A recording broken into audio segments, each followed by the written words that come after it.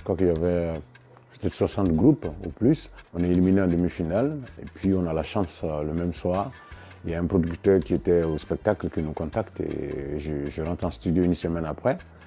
Et puis j'enregistre un album en 2 jours parce que le producteur n'avait pas assez d'argent. Donc on a fait la musique en une journée et les rajouts le deuxième jour et la nuit on a fait les voix.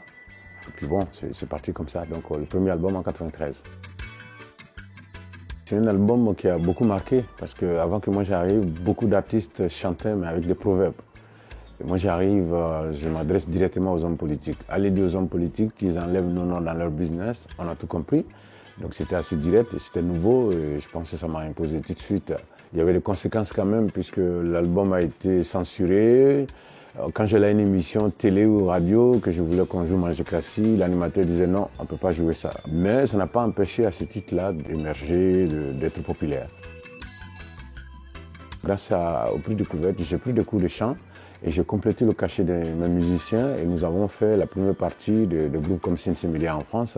Et je pense que c'est un prix qui m'a beaucoup apporté. Je pourrais dire que c'est un prix qui a contribué au décollage de ma carrière en France. On vit ça difficilement parce qu'on n'a pas envie de quitter son pays. Mais quand on reçoit des appels et qu'on vous dit qu'il y a une liste de l'escadron de la mort et que vous avez votre nom sur la liste, donc vous avez envie de sauver votre vie, vous avez envie de partir pour continuer le combat et c'est ce que j'ai fait. Ça fait mal de partir de son pays comme ça, mais bon, moi je suis parti parce qu'il fallait partir. C'est un concept qui me tient à cœur parce que moi j'ai envie d'apporter ma contribution au développement de l'éducation.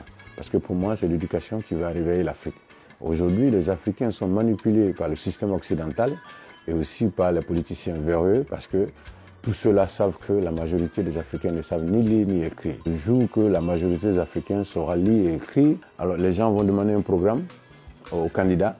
Ils ne vont pas voter pour les t-shirts, ils ne vont pas voter pour un billet de 1000 francs non plus. Et donc, je pense que la donne va changer. Et c'est pourquoi ce concept-là, un conseil, une école, me tient à cœur. Et nous avons construit aujourd'hui 6 écoles en Afrique. 2 écoles primaires en Côte d'Ivoire, un collège au Mali, une école primaire au Burkina Faso, une école primaire au Niger. Et nous venons de finir la construction d'une école en Guinée-Conakry. Et la prochaine école, nous visons le Libéria ou la Sierra Leone.